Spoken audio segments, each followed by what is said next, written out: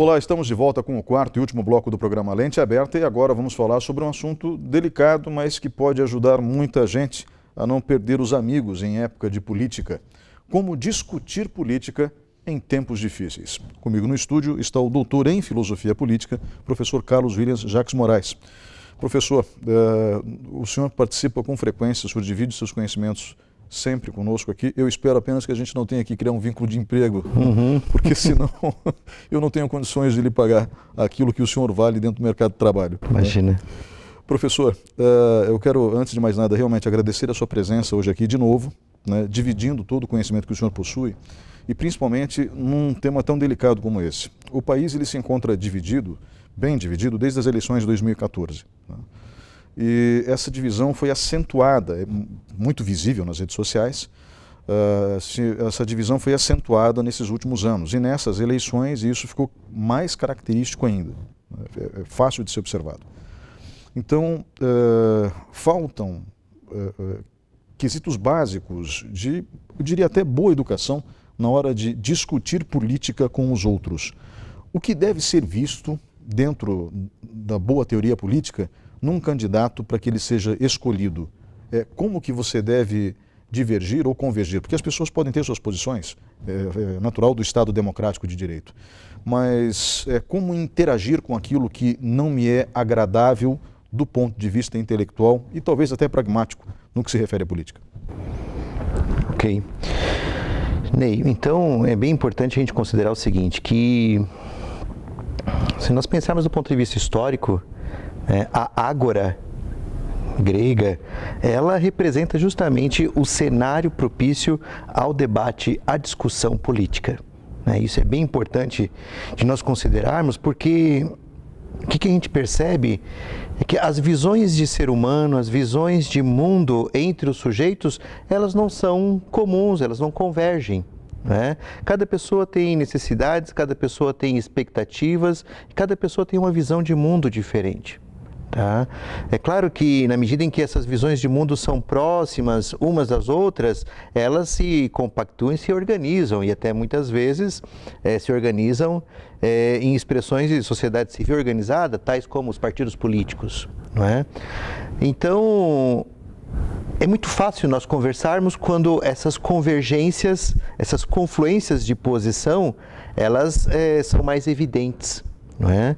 Agora, o que nós verificamos é que há uma tendência, é claro, à divisão entre os grupos, entre as pessoas, tá? E ela poderia ser considerada natural, já que é de direito cada pessoa ter uma posição. Não é? Inclusive, é um princípio constitucional essa convivência com a pluralidade de concepções políticas, partidárias, éticas, morais. Não é? Então, isso faz parte da democracia, como você bem disse. Não é? A grande questão é até que ponto vai o fato de que eu preciso ter uma posição e que direito tenho eu de fazer com que essa posição se sobreponha ao direito das outras pessoas também terem a sua posição. Né? Então, uma pergunta que é muito importante: quem tem o direito de ter a última palavra em matéria de diversidade política ou qualquer outro tipo de diversidade? Né? Ninguém tem o direito de ter a última palavra. Né? Na perspectiva da vivência democrática, todos têm o direito de ter a palavra e de assumir as suas próprias posições e responder por elas. Tá? Isso é muito importante. Agora, na medida em que alguém se arroga o direito de querer ter a última palavra, nós temos aqui uma posição que não é nem um pouco democrática. Ao contrário, é autoritária. É o contrário justamente de tudo aquilo que é a expressão do respeito à diversidade e à pluralidade que é próprio e que demarca o que significa democracia. Tá? O que nós percebemos hoje no contexto eleitoral que vivenciamos é que tem muita gente acuada. Tem muita gente acuada de se manifestar em torno das suas próprias posições, seja em torno da representação da esquerda ou da direita. Não é? E essa condição de medo, ela é bastante preocupante, porque ela não revela o que significa de fato o espírito democrático. Agora, o que a gente percebe é o seguinte: que o medo se dá também em função da insegurança que hoje os ânimos alterados estão provocando. Não é? Então, existe sim gente que tem medo de colocar o seu adesivo no carro, com medo de que algum manifestante, algum partidário de uma perspectiva oposta à dele venha arriscar o carro, venha causar-lhe qualquer prejuízo. Não é? Pessoas que não se manifestam em redes sociais, porque ao se manifestar ou ao tentar se manifestar, de repente pode ter ali uma iniciativa bastante desgastante para ele do ponto de vista psicológico, do ponto de vista social. Né? Então, o que eu percebo? É o juízo de gosto, que é fundamentado na subjetividade, né? Naquilo que eu penso e não importa aos outros, que muitas vezes fundamenta as posições políticas, quando não deveria ser o juízo de gosto, mas deveria ser sim o quê? Um juízo lógico, um juízo ético, um juízo moral, que possa sustentar a base do posicionamento político. Essa formulação de juízos significa o quê? O exercício da razão para tentar explicar e fundamentar a si mesmo sobre suas próprias posições. Na medida que você suspende esse processo de fundamentação racional próprio do ser humano, fala mais alto em você o quê? O instinto, a animalidade e, até por consequência, a possibilidade da barbárie. E o que nós percebemos as pessoas estão com medo hoje da barbárie. Então, aí que vem mais uma vez a necessidade da reflexão sobre a importância da democracia, o respeito à diversidade, os ideais da tolerância, né?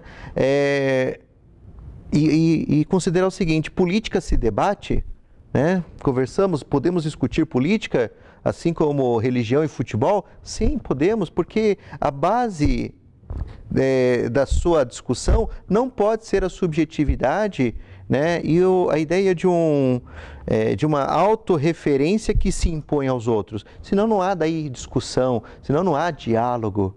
Há apenas o quê? Um monólogo que se interpõe ao outro. Tá? Então, o que a gente verifica é a necessidade hoje fundamental de nós revermos o que significa fazer política.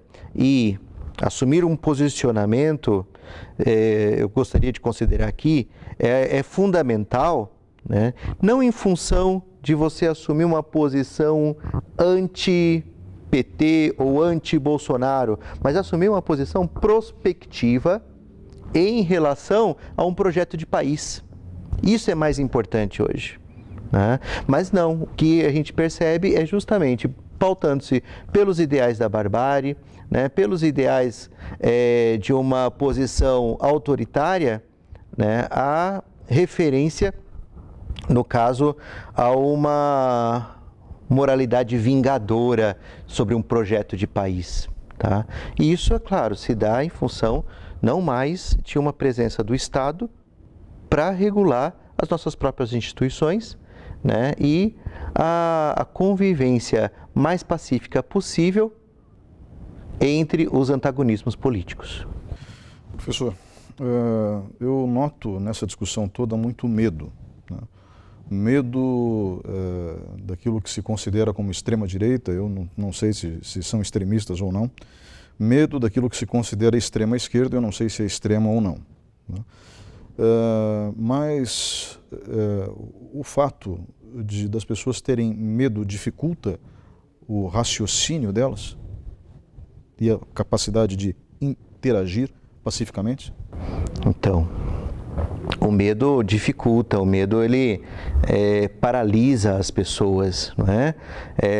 Faz com que as pessoas se escondam, né, em relação às suas posturas, em relação à sua responsabilidade como ator político importante no processo eleitoral.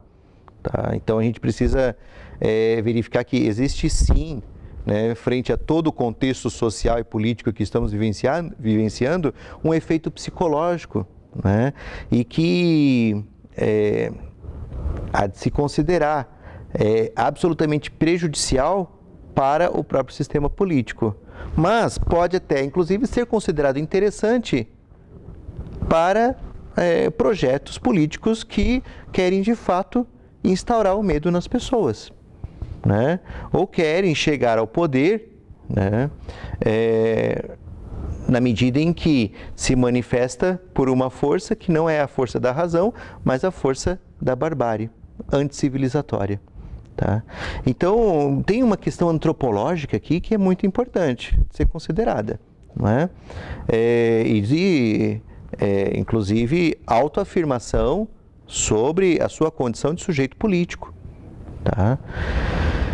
É uma interposição sobre o outro, né? E é também a expressão de uma dominação.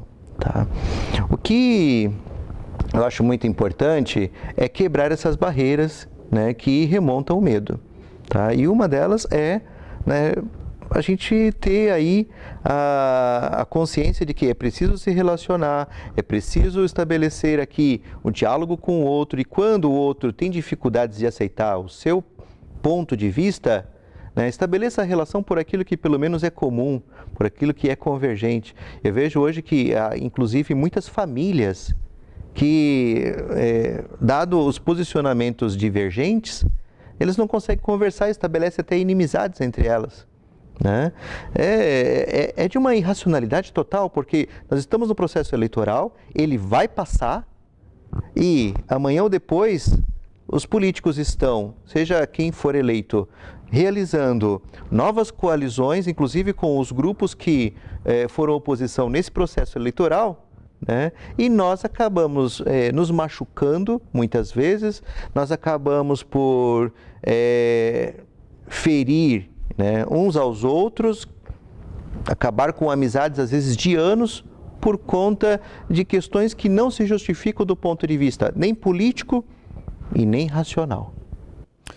Professor, muito obrigado pela sua presença hoje aqui, dividindo sempre, gentilmente, o seu conhecimento conosco. A gente está sempre à disposição, Ney, e eu acho que é muito importante que a gente possa, de fato, fazer um exercício racional sobre o meu posicionamento político hoje.